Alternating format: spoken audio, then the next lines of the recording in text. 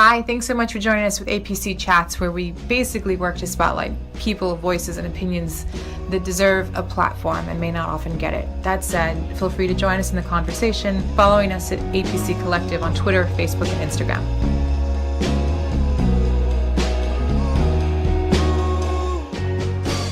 Thank you so much for joining us. We have a slew of incredible agents of change in all things goodness and grace. And I want you to tell your stories because we've already been crying, I think, half an hour in.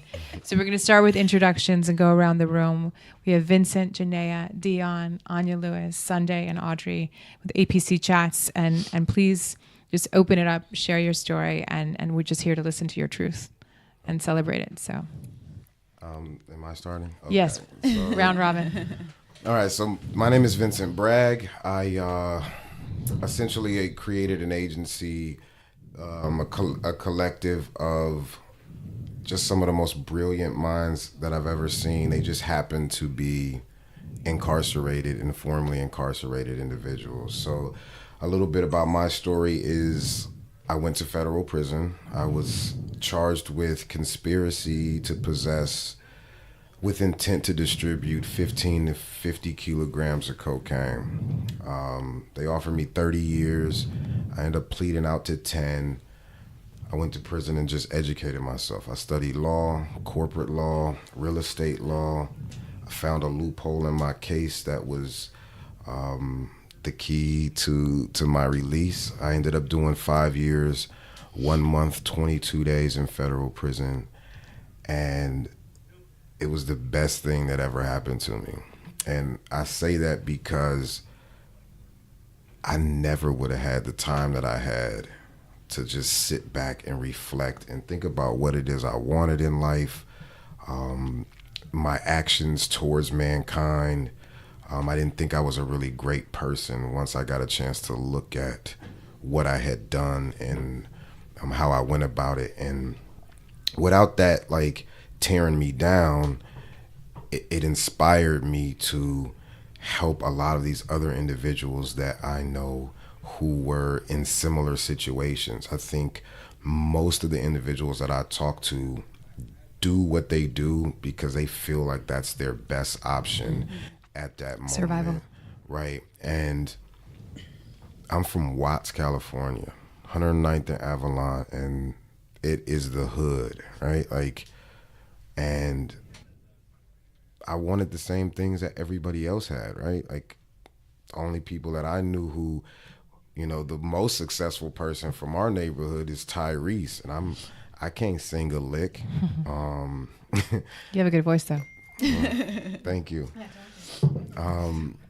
So, most of the people that I've seen that were successful is, they were drug dealers. They were, from that particular element. And in that particular environment, we saw that as a means to achieving a goal, which is basically what money is. It's just a tool. So, drugs was a tool to have money, to have, even just respect or whatever. And so, not to really, get people to feel like poor me, because that's not what I'm saying.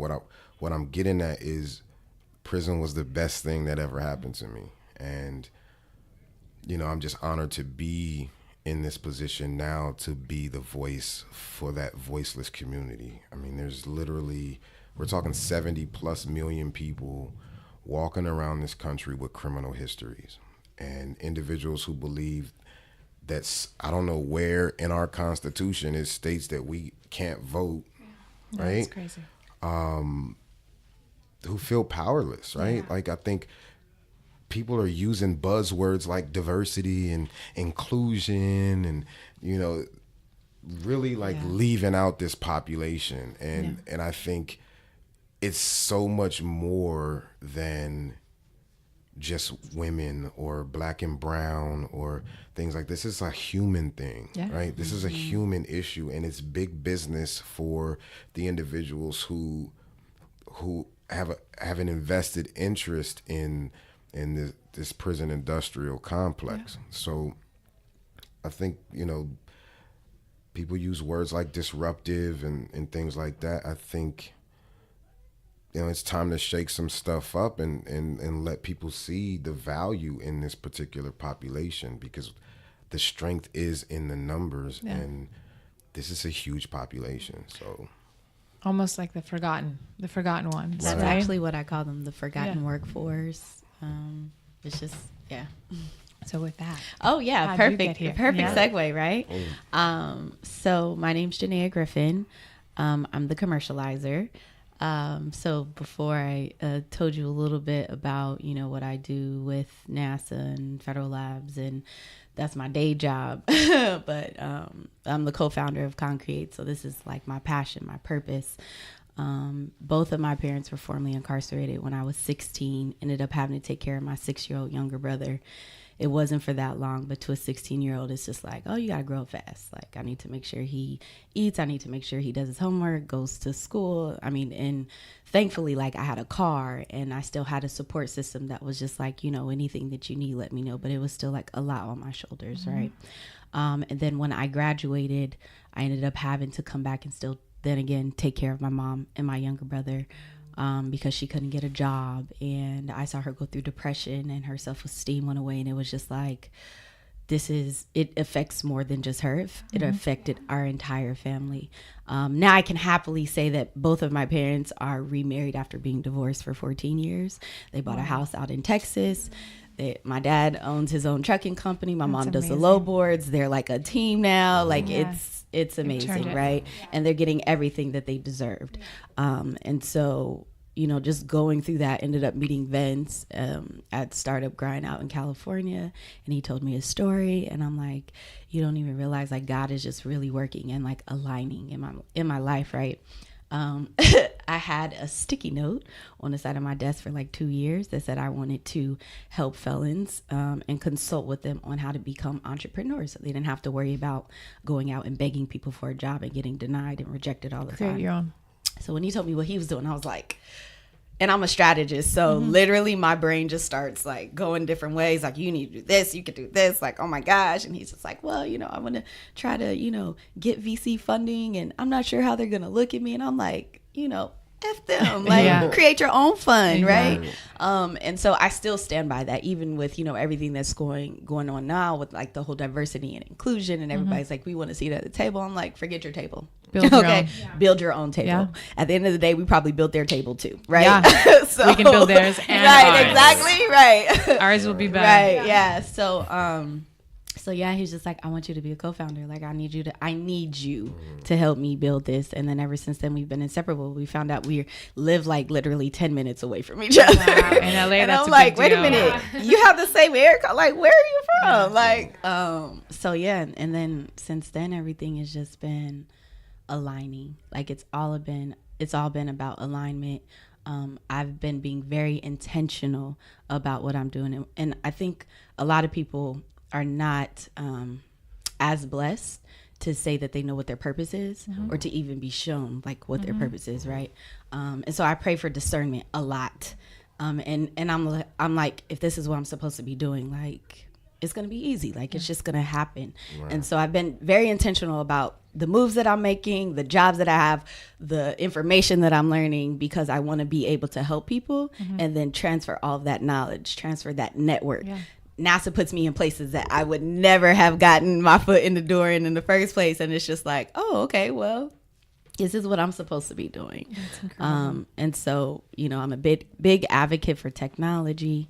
I started my own consulting firm, The Commercializer, to help independent inventors with their ideas and monetizing their ideas and with intellectual property, because I feel like that's equitable to generational wealth. And so even outside of that, like, there's so many brilliant minds behind the bars and even beyond bars, right? Because my mom, it's not like she couldn't get a job because she wasn't capable. Yeah. Her resume is stacked. Like, I'm like, you're a freaking genius, right? But it's just because they see that F. And so outside of our mission of serving the men and women and children behind and beyond bars, what does that look like in terms of, changing that stigma and that narrative that people see that society holds over people who have criminal histories or, a felon? I mean, I have a misdemeanor. You know, I was in the wrong place at the wrong time, but I'm still able to, I work at NASA, I work with the federal labs. Like I work, you know, I'm still able to have a life and still do everything that I'm, you know, I'm capable of doing. But just because you have a felony, it could be circumstantial. It could be, you know, it happened off of a technicality. And now your entire life is, you're walking around basically with like a scarlet letter. And it sucks. And it's like, they're people. They're dehumanized when they go into prison. And then when they're released and they return home, society still treats them as if they're in prison. Right. And so it's just like, what could we do? How do we change people's minds? And so that, you know, we came up with the whole House of Social Impact, where you experience the impact. It doesn't necessarily have to be focused on social justice and mass incarceration. Of course, that's going to be our first one. But later on, it could be homelessness. Later on, it could be hunger. It could be, you know, racial profiling. It could be, you know, we're going to be working with, you know, law enforcement to do sensitivity training. We're already working with a former police officer. So it's just like, what can we do? How do we create that empathy and compassion to say like, hey, the difference between you and I is that you got caught. Yeah. Like everybody is one bad decision away from going to jail. Yeah. You take a piss outside, that's indecent exposure. That's a sex crime. Yeah. You have to register as a sex offender for the rest of your life. Right. And they can't discern like the difference when that pin, when they see like they can't discern like, did you like violate someone or was it something that they don't know. It's There's no context in that. Yeah. And now you have to explain that for the rest of your life and where that, and it's just like, even with him, like I'm so proud of him because he always is authentic, and I think there's strength in vulnerability, and like you said, you know, putting that vulnerability first, leading with that to be like, look, this is like, I've overcome this. Right. This is not who I am, but this is a part of my journey. Like it had to be a part of my journey so that I could get to where I needed to go. Yeah. And Dion always says, like he teaches me too, everything happens for you. Yeah. Right. Not to you. Not to you. So I would always say like, everything happens the way it's supposed to happen, when it's supposed to happen, how it's supposed to happen. And he literally just came and summed up like my entire mantra of like, it happens for you. And I'm like, it's absolutely. It's grace. The universe is elegant and we just don't see it in our Ricky Bobby moments. Right. We'll talk about that later. All right, Mr. Dion, talk to us.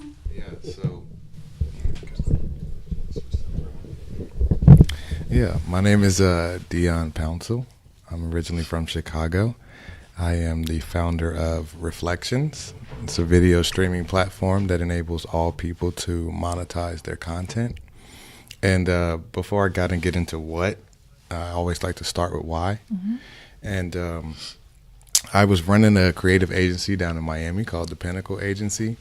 And we were always, you know, signing clients and doing events and things like that. But during the marketing initiatives, we were always like, check out our Facebook page, check out our Instagram, check out our YouTube. Mm-hmm. And that gave me a lot of exposure to data, which really intrigued me. And I'm very big on reading. And so as I started to dive into who owned these companies, I didn't really see anyone who looked like me or represented people from where I come from. And so through that research, I got inspired. And instead of just kind of going around talking about it like, hey, we need to do this, we need to do that, I wanted to literally become or reflect the change that I wanted to see. And so I dove right in, literally packed up the condo, got rid of my truck, moved from Miami to LA, crashed on my frat brother's couch for a couple of weeks and started making things happen. And so that was the birth of Reflections. And then started working on the original company and raised some money, and things didn't work out. And I literally sat back and like reflected, like what just happened? Mm-hmm. Why did X work and why did Y not work? And through that, we had a lot of content through the original process. And I was like, you know what? I'm going to take this story, create a documentary, and start to teach people what I know about business. And so I was like, okay, well, now I have this content in this documentary I want to push. What distribution platform should I put it on? started researching more into, distribution platforms, ownership, and things like that, and started looking at no one makes money off of this stuff, right? So you have all these platforms. Yeah, you have all these platforms, and everybody's creating all this content, and the owners continue to make millions and billions of dollars. So I got inspired again. I was like, you know what?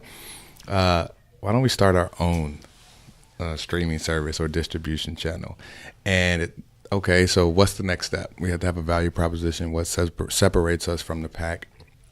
And I looked at democratizing the media and tech industries and really creating a platform where everybody eats, right? If you create quality content and people like it, you should be able to make money off of your artwork or your passions.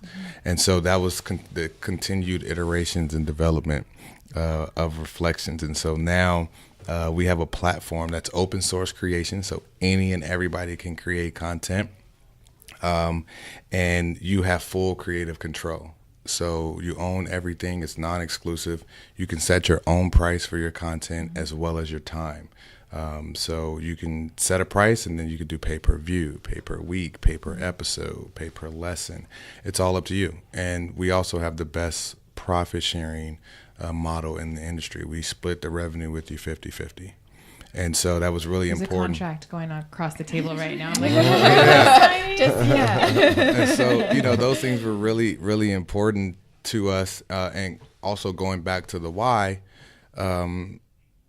proceeds from every transaction from Reflections goes to our foundation, the Reflections Foundation, which teaches STEM programs around the country. So even our profit model is connected to our why, to be able to give back and to serve and to teach kids about science, technology, engineering, and math. One of the benefits for me growing up in the South Side, I was like the bridge. I was a smart jock.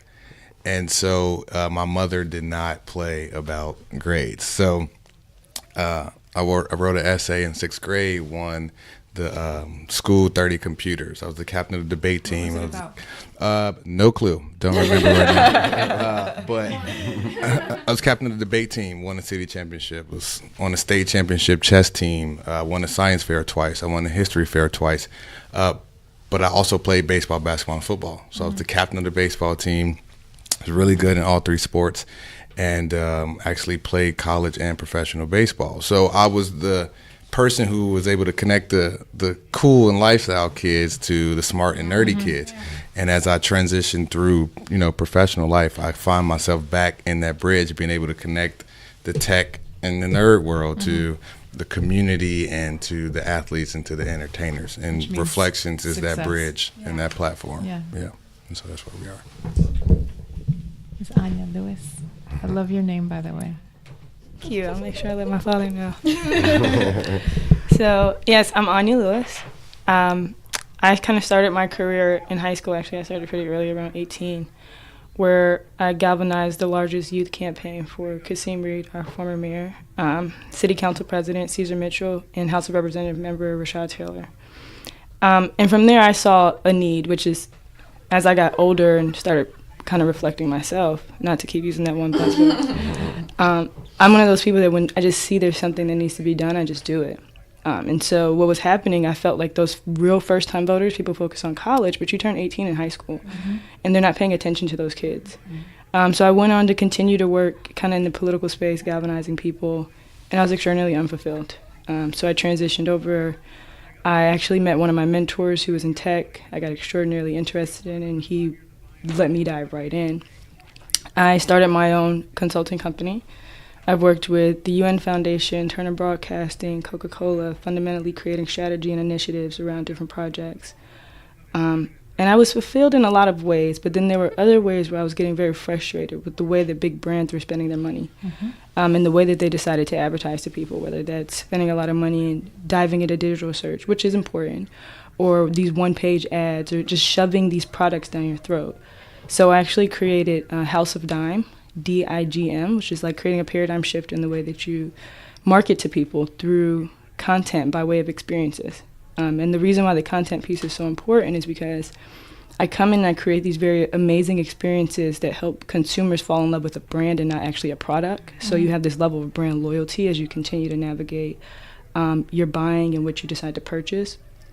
But in that same breath, everyone cannot experience that, right? So how do we put people in the room who can't be in the room?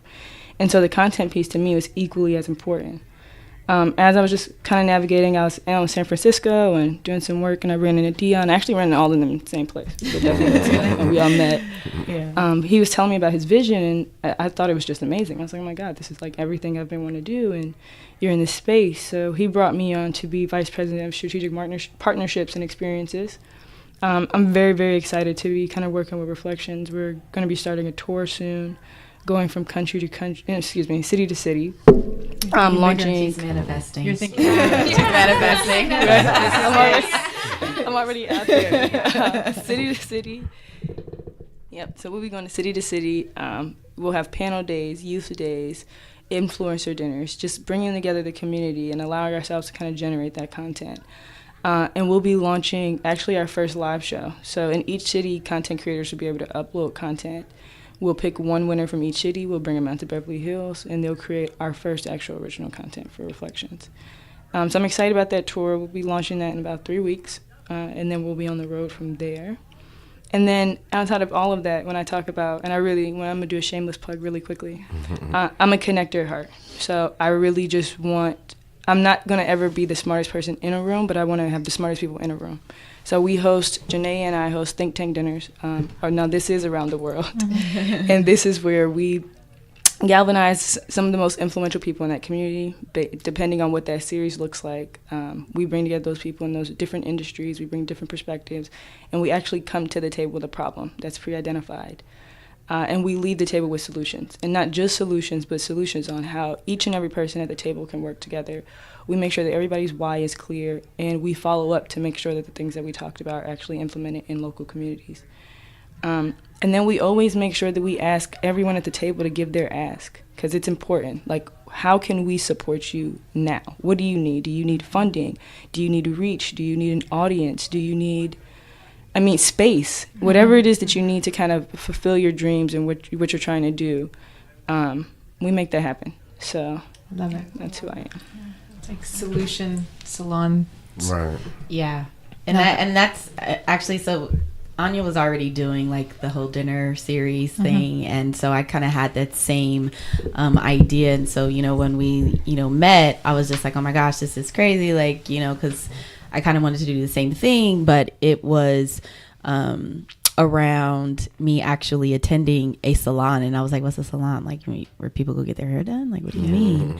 And we're like, no, like, we're going to this billionaire's house, and there's going to be a lot of rich people here, and there's going to be a lot of companies here who need these rich people's money. And so, you can't picture anything, but you can go and kind of like create relationships and, have dinner with these people. And I'm just like, what? Like, Yeah. It's a thing. we don't do this. Right. We don't do this, right? I'm also a how part money of and a attention- community in LA called the Mountain Gate Community, which was founded by Sophia Parsons. Parsa. I always get her name wrong. She's gonna kill me, but and so it's invite only. Everyone is vetted by Sophia. Like your plus one has to talk to Sophia, and she has to like go through your LinkedIn and everything, and just see like, what are you really about? Who are you? What are you really doing? Because she's bringing us into her network and her inner circle, right? And so her family would host this dinner. Basically, they have like this really big house in this Mountain Gate estate, the country club type thing, and so, and everybody would just go there, and she would have like a panel of like, somebody would come down from maybe like SpaceX, or like, just like, how do you have contact with like, and so, like I said, like NASA gets me into places that I wouldn't normally be able to get into. That was one of them. And so when I seen like the type of people, and I'm like, Black people need to do this. Black people, like people need to do this, right? And I'm like, I want to create a community like this for us. And so essentially, even outside of the dinners, like, we're really creating a community. I'm like, we are literally creating our net worth with this network, and we're building it. And so, we're going to have a Slack group. We're going to, just pull all of these great people together. And then you don't have to be worried about like, okay, you can still be comfortable because all these people have been vetted. Yeah. So, yeah. People are coming to the table with something to offer. Exactly. Sophia is great. Those Mountain Gate. Man, they're dinners are amazing. They're amazing. They are. I met one of the creators of Dropbox there. I met You met Percy there, right? No, I met Percy through Bronco. Oh, okay. But Percy went to one afterwards. He was there that So day. Percy's one of our clients. So he owns like a tie-dye leggings, leggings company, and he's super great. just a great kid who's just like 20 years old, still in college. He's just all about, helping, but at the same time creating like viable businesses, right? Yeah. And so one of my mentors actually introduced me to this guy. He's like, I think you guys will work well together. So it's actually funny how we came up with a lot of the ads for him. So he has these tie-dye leggings, right? It's kind of advertising to like yoga moms and festival goers and, things like that. So this person. Right. So I'm like, I'll create a brief. So let me back up a little bit. I want to explain how the process of ConCreates.com really works, right? So what we do is we go to a brand, right? We propose something, right? Like, okay, this is your problem. Like, we recognize this particular problem. Let's ask these questions. Let's personify this brand. Let's get as much information as we possibly can. Then I take that brief and send it around to all the prisons that I have think tanks, right? Amazing. So then when they get it, right? Then their ideas get to flowing, right? They're like, they write this stuff down, and then in the federal system, they have an email system called Core Links where they're allowed to send emails to their friends and family. So within 24 to 48 hours, I have hundreds, sometimes thousands of ideas to sift through. Right. Yeah. So and that's what we do on the outside. So we sift through these ideas, we figure out like what's on brand, what's on budget, like, whatever, and then we create the assets and then we sell that back to the company. So we're in the process with Percy, I'm leading back into it, in creating the brief, and we had this conversation about sending this thing to so we work with women, but our largest population of creatives are men. Yeah. And I was like, how funny is that we're sending a product that's for women into men's prisons? And so I wrote that down, right? And I sent that around, and then like they came up with this great like tagline, like they're that comfortable, right? And then we had like these commercials that can continue to run, with different forms. So the first idea that I really loved was, because this was around Thanksgiving, and it was literally, football is huge on Thanksgiving, right? So, the scene is kind of like, there's a bunch of women, they're cooking, they're wearing their tie-dye leggings, and then it kind of pans into the living room, and then there's men sitting down watching football, and then the team scores and they jump up and they're like, yeah, but they have on the tie-dye leggings, and it says they're that comfortable, right? That's so funny. Right? But that came from prison, right? Yeah. So it's like the value of this population, like, people forget that these were your consumers, right? This is your demographic, and it is so multicultural, even though, and it's, different socioeconomical backgrounds, especially when you think about federal prison. You got a lot of white collar crimes and just different races from different countries, right? Yeah. And so, I think that's amazing. Percy is just an amazing guy. So I just wanted to kind of give you guys a little, of course. I love it. Just, I was gonna say they're just always outside of the box. Like, Right. you never really know what you'll get, and it's just like, I would have never thought about that. Like, what? This is amazing. And I think people forget that that's valuable, right? And then at the same time, we can put hundreds of minds on one particular problem, and that's also very valuable, because creative teams are usually really small, right? They're really small, and when you start siloed. So when you and when you start to think about ads and the way, like how Anya was saying, you know, they're just shoving things down your throat and there's really no experience. It's like, why wouldn't you just go to the people who use your product and think about how would I want them to give them the idea and the Right. opportunity. Yeah, I think, and we've talked about different themes. I think even before this started, but just in your intros about genius and recognizing individual genius, kind of an inside, outside, beyond where people typically go to find it, and then the beauty of vulnerability and grace. And I was thinking about you, Dion, because so many good stories start on a couch. Yeah. Usually someone else's. In that moment of, I need to land somewhere. And right now, this is not just your landing place, but where you launch. And then just listening to your gut and knowing it's not always going to be you, but if you can connect people and bring the right mind and the right intention to the table, then big and beautiful things can happen.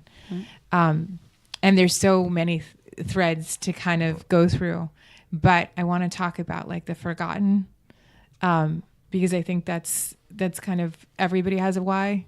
And how we started and why we do what we do is, you know, I didn't think of myself as any certain color, any certain way, but corporate America told me I was. And they put labels on me, and I've benefited from it. So it's a heavy, happy burden. I'm blessed, and it has all been for me and for the greatest and highest good, I hope.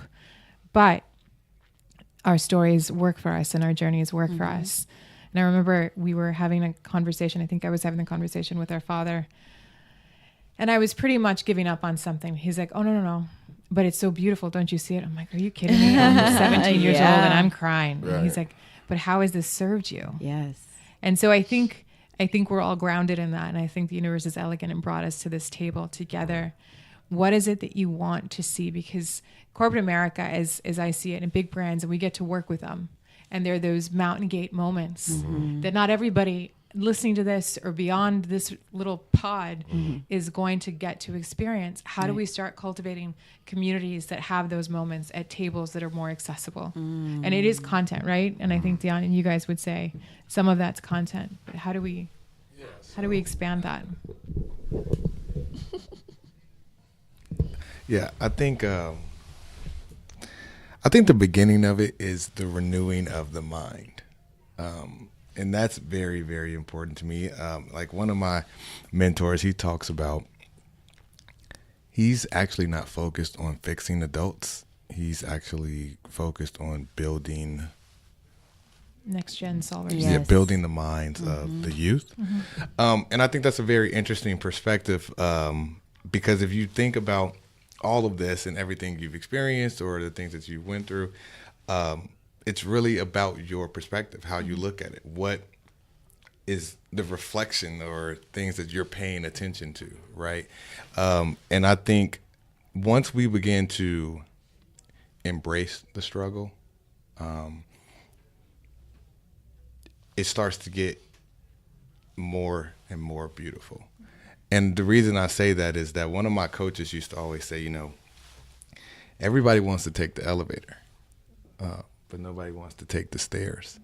And so our mantra for that entire season was take the stairs. You know, if you wanted to get better at this, take the stairs. If you wanted to have a better outcome for this, take the stairs, because that's where you're going to learn the things that you need to learn for the execution of what you really actually want. Yeah. And one of the things that has been actually resonating with me here at Austin is focusing on what you do want and not giving a lot of energy to what you don't want.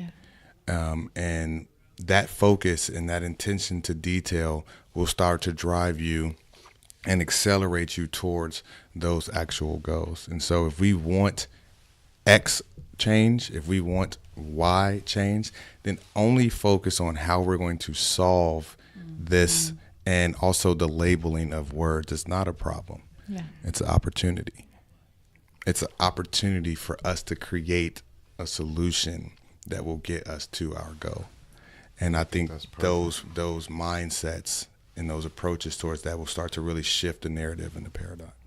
I think that's perfect. Like just to lead into like perspective and reflection, because I mean I think it's such a great name for for a brand, but just to go back to the prison population, right? Like there's literally two types of people in prison, right? You're either trying to figure out how to be a better criminal, right? So you can't get caught again, or you're trying to figure out how to be a better human, right? So when we talk about perspective, I can only speak from my own experience or what I've experienced with other individuals. When I first got to prison, I was mad, right? I was bitter. This person told on me. They did this to me. They did that to me. And one of like my very close friends, he's a guy named Donnell Young, and he was given life in federal prison. They literally, you don't come home from life. It's not like state where you can, after 25 years, get paroled. And he actually beat the death penalty in the state and in the feds. They gave him life. He won his appeal, and then they gave him 40 years. He's been down 20 years, and he has 20 to go. One of the most humble, beautiful human beings I ever met in my life. And he told me everybody plays a role in the drama of life, right? So I got 40 years. Stop complaining. I don't really want to hear it. So once he told me that, it put things in perspective for me, right? It made me think, okay, so how do I use this time to my advantage, right? Like, when was the last time I read a book?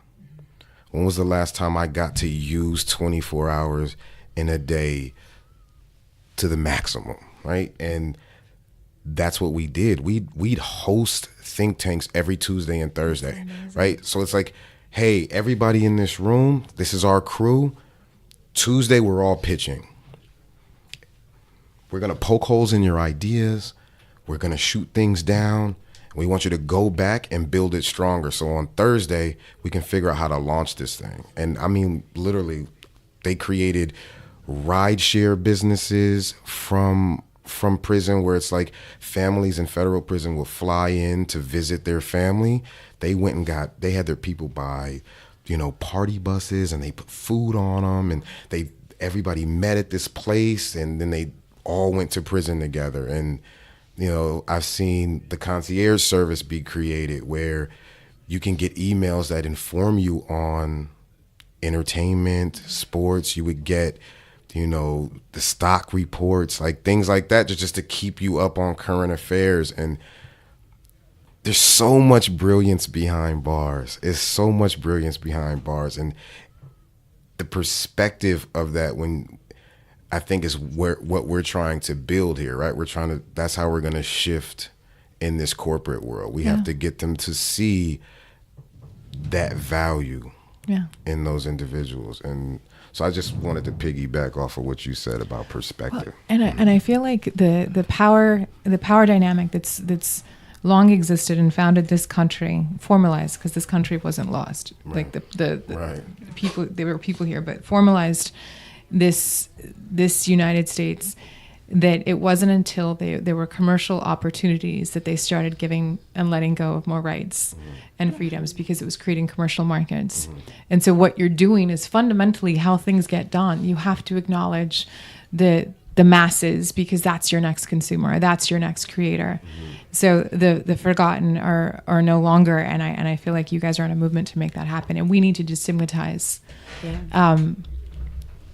so many people that deserve to be seen as brilliant, and not just something they got caught doing that Just some of us human. didn't get caught doing. Just people. Yeah. Like, I mean, it's because I was, directly affected by it. It's easy for me to see, and go look at people like, you somebody's daddy, like somebody's son. Like, I don't see a felon, or I see people like that come up to me and they're like, I have a record, but I'm like, okay, so Yeah. that doesn't change who you are. Who are you? Right. Tell me who you are. Right. And then that's another thing that, we talk with our team about, is like, we don't want to change who you are. We still want you to be who you are. We still want you to utilize the skill set that you have, but we just want to transform that. We want to repurpose it for something positive. You can make the same amount of money, but legally, right? Yeah. Just using that brilliant mind that you have. And so it's not necessarily, because everybody's just like, well, you need to change everything about yourself. You're a criminal. And it's just like, we don't need those labels. No.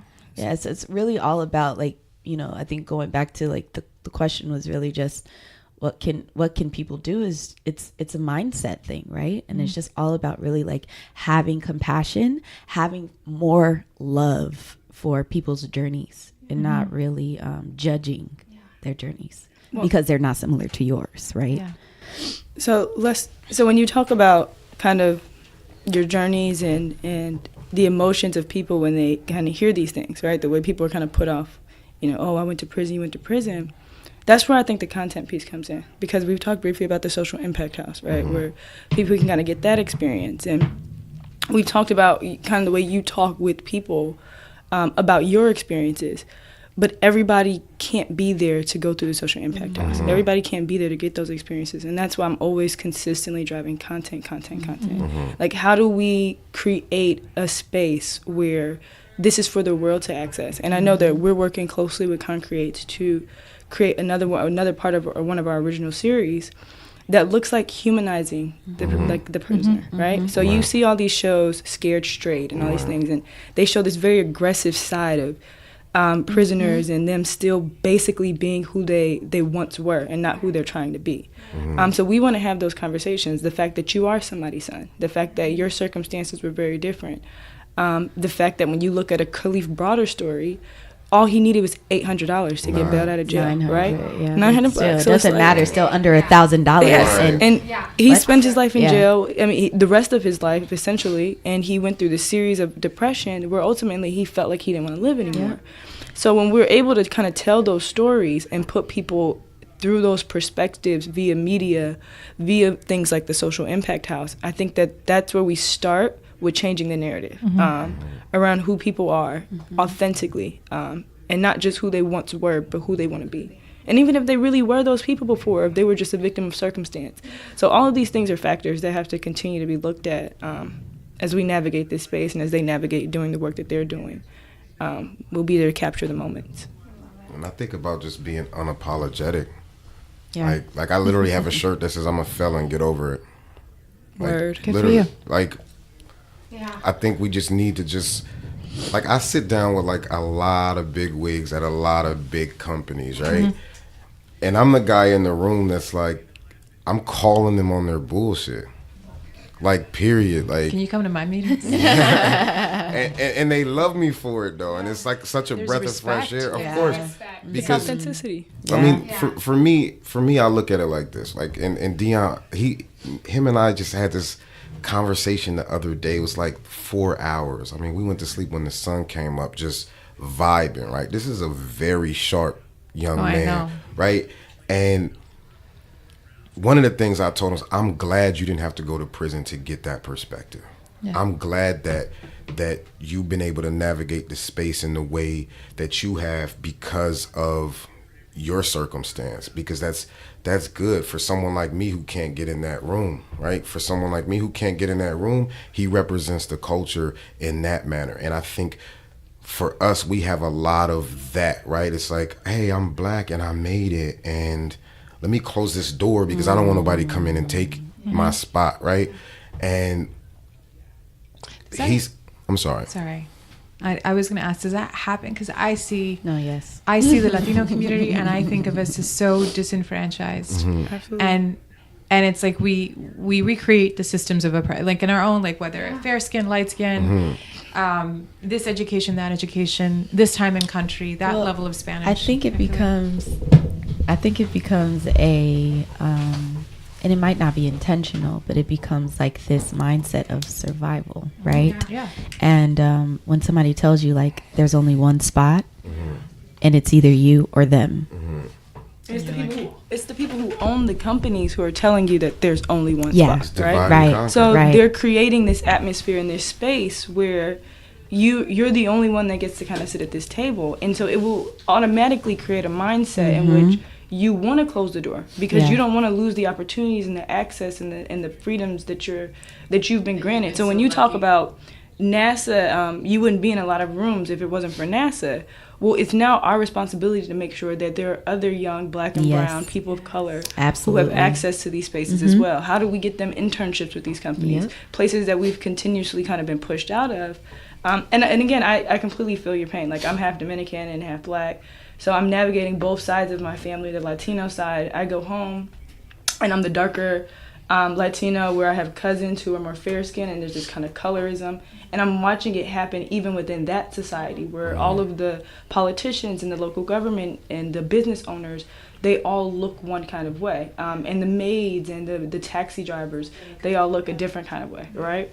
So I think it's important that we kind of reshift our own narrative and realize that we're not the ones who are doing it wrong. They're doing it wrong by not letting us in the room. Right. This is what I meant by unapologetic, right? So what I was trying to say in the end is like I don't go into these meetings like I don't wear suits. You know what I mean? Like I don't talk like them. You know what I'm saying? I make sure.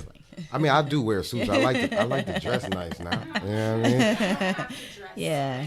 Yeah. And because we feel like in order for them to see us as equal, then we have to be like them. And I feel like black people, you know, like, so one of my friends, right, smart brother, lawyer, dreads, and you know that whole thing, right? When he finally passed the bar, you know, he cut his dreads off. Like, as a Rastafari, like, you're not supposed to touch the beard or the dreads, but he cut it off because he's like, I have to go in the court. And I'm like, well, I think that's the problem. I think that they don't get to see us in our natural state. So when we come around and we like loud and we doing our thing, it's aggressive, right? It's intimidating. So I think that's what I mean by being unapologetically Latina, or, you know, no question. I think Someone get called aggressive because I'm like, no, she's Argentine. Right. Which means she's actually kind of Italian, but she speaks with her hands, and you just fired a brilliant person because you took her passion, Right. and you mistook it for aggression. Right. But I'm gonna let Dion speak No, it's because okay. I know Yeah. you've been patient. I think, again, in everything, we got to start with why, right? So I'm a very formulaic person and try to simplify everything down to a formula that you can identify, be efficient, effective, and easily repeat, right? So that's why I start with why. But if we look at the core of these things, the why is two things. It's either selective ignorance, right? Meaning people choose to be ignorant about things because they want to have that kind of scapegoat, or, oh, I didn't know, or it's actual ignorance, right? And so some of this is centered around ignorance in the fact that if you don't experience something in your personal world, you are literally oblivious to the fact that it exists, right? You don't know what you don't know. Yeah. So some of it is, there was an example where a young lady moved to Silicon Valley, and she was working and she had an amazing job, an amazing opportunity, but didn't really, matter of fact, it was Seattle, not Silicon Valley, sorry. She didn't want to stay because there were no multicultural hairdressers. It's a Seattle problem. Yes. I worked with clients that are trying to figure out And literally, diversity in Seattle. Yeah. the job and the HR and the people couldn't understand why she wasn't happy.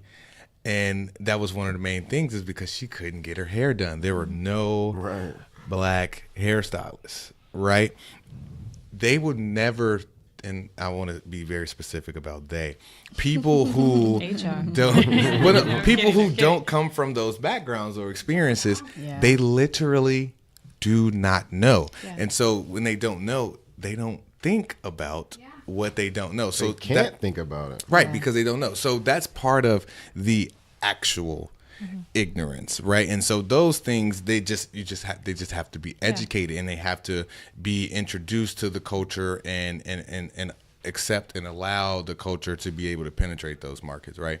And then the other part is selective ignorance, and so when we are choosing to look the other way, and when we're choosing not to acknowledge certain people doing certain things, and before we can get to actual change and implementing change, we have to really acknowledge those those things, because that'll help kind of blur and erase those lines from the perspective of both cultures. They don't do this and they don't do that, or we don't do this and we don't do that. And so acknowledging for any type of progress, I believe is the first step towards making this a unified world. And I think that's really what we're moving towards. And when you look at just, different things in physics and just in normal life, you have to go through some type of adversity. You have to go through some type of change to actually get to the next level. Everybody wants to be the butterfly, but you don't want to be that caterpillar. It's a little fuzzy and a little awkward sometimes. Right? Yeah. So I believe because of the exposure of the internet, the exposure of media, the exposure of content, the exposure of all the things that social media and all these cameras are highlighting, now we're going through that metamorphosis change of holy shit, all of this stuff is actually real, it's actually going on, but now we get to see it. And so now we're in that uncomfortable phase that we're seeing it, and we're going through that change because it's penetrating our hearts and our minds, and we can't be ignorant of it anymore. And so it's going to be difficult for, a couple of years as we transition, but I think we're moving towards that universal collective body and harmony and agreement that we really need to get to move, mankind forward to the next level. I think we're in a slingshot moment. And it's like, so we're seeing the ugly and it's coming fast, but we are going to progress forward faster because of information, because of access to content and to each other in a way that we've never had before. And I used to call myself the chief sensitivity officer, where I would go into a room and by the time I got there, someone asked. And so it was looking at things through the lens of, can this offend anyone? What is the worst possible headline? Which is a weird makeup to live with and get paid for a very long time. And at some point, I read one of my reviews and it was like, Audrey's preachy. And I'm like, maybe I'm coming off as preachy, and I shouldn't be shaming anyone for the lack of context. And if that's what I've done, I've missed the mark, because I'm a communicator by trade, and I haven't coded effectively to welcome someone in to context. I've rubbed their nose in it. I've rubbed their nose to the fact that they didn't get it and they didn't grow up with it. And so that's my journey of learning how to step back and invite and welcome in and not pretend like I know everything, because I don't, and that's part of this. But I think the context and the content, I have clients for you already. I'm already thinking, and some DC organizations that want to work with youth, and I'm trying to get them to think about, give them the cameras, give them the tools. That's their story. It's not us. It can't be us. And the one thing about, like, piggybacking off you said about the slingshot, one thing, you ever pulled a rubber band? When you pull it back really fast, it doesn't really go that far, right? But the slower and the longer you pull it back, once you let that rubber band go, it just skyrockets, right? It just goes 10 times farther than when you pulled it back fast. And the thing about America, and the thing about where we are as a world, that the resistance of adversity on underserved and underprivileged people have been pulling that rubber band back for a long time. And with the access to resources and to capital, that rubber band is about to be let go. No question. And we gotta help. I'm excited, to talk about focus and where my intention is going. I'm excited to be, Spearheading at the forefront or as a thought leader to that rubber band going forward, and just kind of leading some. The ones who believe that they'll change the world are the ones who actually do. Dare to, right? Yeah. And we're watching that actually down in Parkland. Yeah. So when you talk about young people being the sole creator of their own narratives, we're kind of watching that happen right now, where it's people beautiful.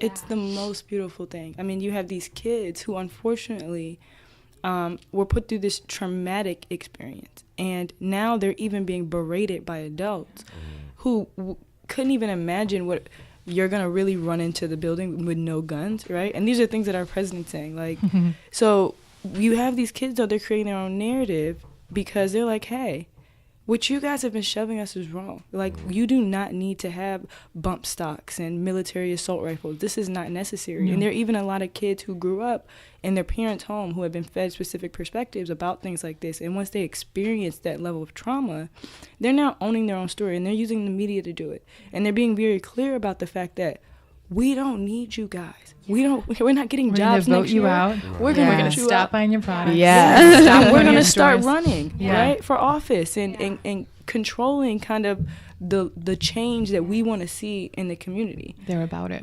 Yeah, I mean, I love it, but I watch this every day. Being fortunate enough to have worked with so many young Gen Zs and millennials, they are one of the most powerful group of people, and I'm consistently in awe and appreciative of just being in their presence, because they teach me something every single time, especially about authenticity, because they don't have these biases yet that we've created for ourselves as we've navigated these spaces that have kind of perpetuated these biases on us. Bias or boundaries. And Like when I'm gonna give a shameless plug for Hector. When I met Hector and his partner Kevin, and you guys were like about to graduate, you're navigating, they started an agency in college, and I'm like, no, but what do you really want to do? Yeah. They're like, we really want to do our own thing. Like, well, let's engineer that, right? Because you can go the route of going to the best agencies and trying to learn from those creative directors and building this, or you can just struggle through your evolution as an owner.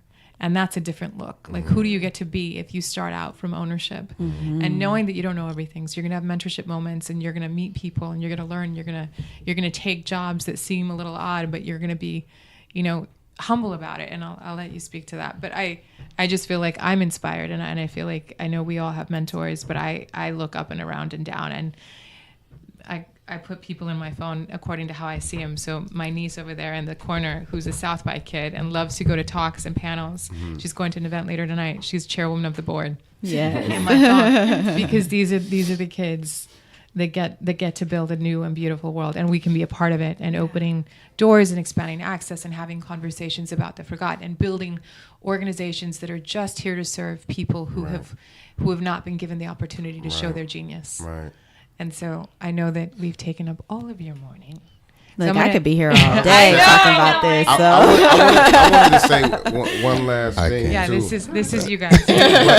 But but I can't. just to kind of round that up, like leading from that rubber band being pulled back, right? I think we live in a time right now where we realize, like, we don't need anybody, right? Yeah. We don't need the government to come in and fix our communities, right? It's so much money out there. Like, we've created more billionaires in the last 5 years than the history of the world, the known world that we live in. Like, that is crazy. So, we don't need NASA to go into space. Like, that's what Elon Musk is saying, right? So he shows up. Yeah. Well, actually, no. Giving him money to help him go into space. So, NASA's there's his biggest contract. The mindset. Right, The mindset, right? It's literally, we're in a position now as human beings, and that we can literally create the new world. So just to kind of go back to that salon that she went through.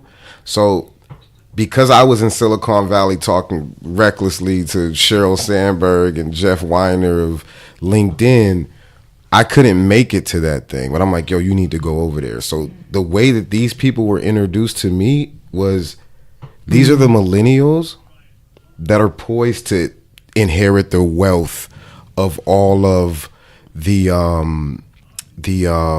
The world. Yeah, it was the world. I mean, these guys are like literally going, like, they're talking about the food supply of the world. They're at the UN. They're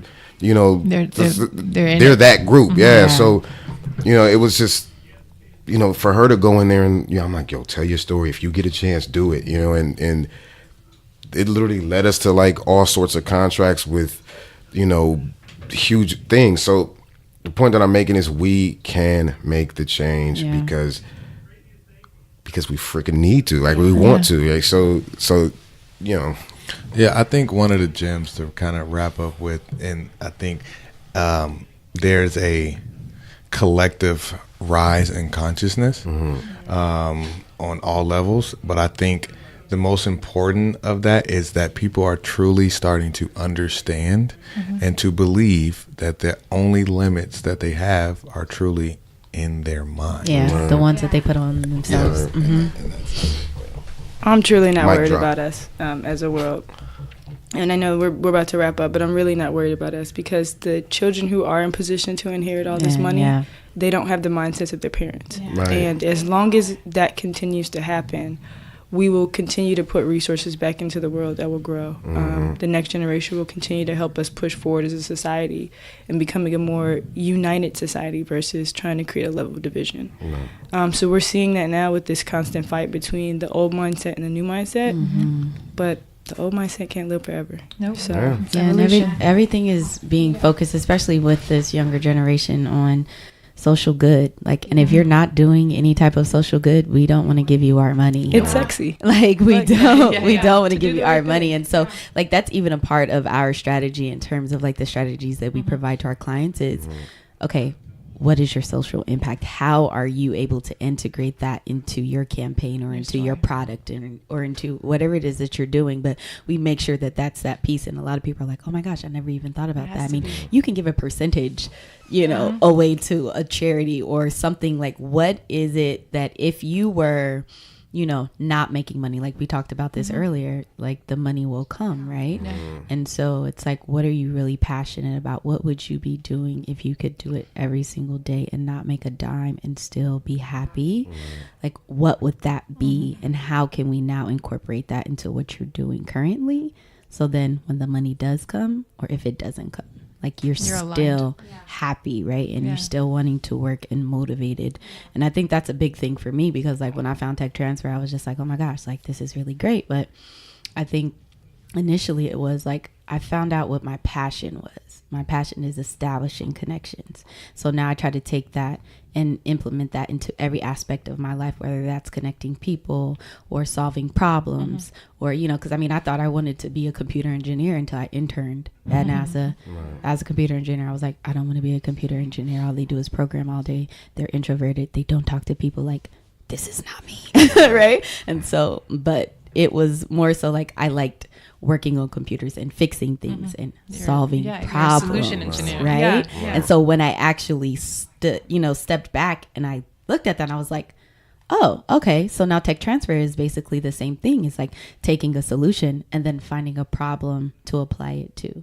And so now it's just like I do that with everything. But if I didn't understand what my passion was, then I wouldn't be able to, you know, put that perspective into everything that I'm doing. So like I'm content. I've done it for free. Like I love what I do, and not a lot of people can, you know, say that. So how do we get the younger generation to understand that and really go through that process? Well, I think doing good and making money, like they used to be two separate concepts, right? Like you now make it's together. right? You got to step on people's necks in order to get ahead and make all this money. And now the mindset is like, yo, we could. This is like my thing. Like we can get rich, we can look good, And help people at the same time. and save we the don't world have all to at the die same trying. time. Right. Yeah, we don't need No, to it start could trying. be different. Corporate America lost its soul when they put on suits and forgot where they came from, right? Right. But I mean, none of us are wearing suits. Well, I got a blazer on. No, but it's just the idea of the formula can change, and when you get to the place where you know you can tailor and tweak and create your own, that's when the real change and the real fun starts to happen. And that's anyone who's done anything in a movement, in a business, in a product, didn't see the boundaries and didn't see what was before. Yeah, I mean, I'll let Dion close. We have to reflect the change yeah. that we want to see. Still Gandhi. Yeah, and it's so important because when you start with your why, you connect with who you are as a person. Because I'm a firm believer that you can't be a true benefit to another person until you are actually benefiting and in alignment with yourself. Yeah. Right? And you're going to be able to then radiate that love and that energy and that gratitude and those encouraging and uplifting energies and frequencies that will be able to rise and encourage and break chains and do all that for other people. And so when you start to look at yourself and start to elevate yourself and your mind, then you can reflect that change. And now you are literally a living example that people can see, feel, and touch and be inspired to also become. I love it. Where can people find you? Our site is ConCreates.com. You can find us on all social media platforms at ConCreates, but it is with an 8. So, CREA. 8. Yeah. So CONCRE8T. Right. Yes. She got ConCreates. There it is. And I'm at Janaea Griffin, just overall social media platforms. I'm Vincent Bragg. I am Vincent Bragg. Yes, and ours is reflections.co. So that's REFLEKTIONS.co. My personal Instagram is Reflect the Change. So REFLEKTHECHANGE. And our company Instagram is Reflections app. And you can find me at AnyaLewis.com. That's AUNYALEWIS. And all social media. Anya, AUNYA, Lewis.NYC. Amazing. Thank you so much for being Thank the you. reflection of that goodness and that grace. And I use grace probably maybe 100 times a day. I've already said it maybe 20 times in this conversation because I think empathy and truth and authenticity is the universe reflecting grace to us. And if we can see that in each other, then we're poised for big things. So Thank you for being Thank today's you. Having blessing. us. Thank you. so much. Thank you. Keep telling these stories. Right. It was beautiful.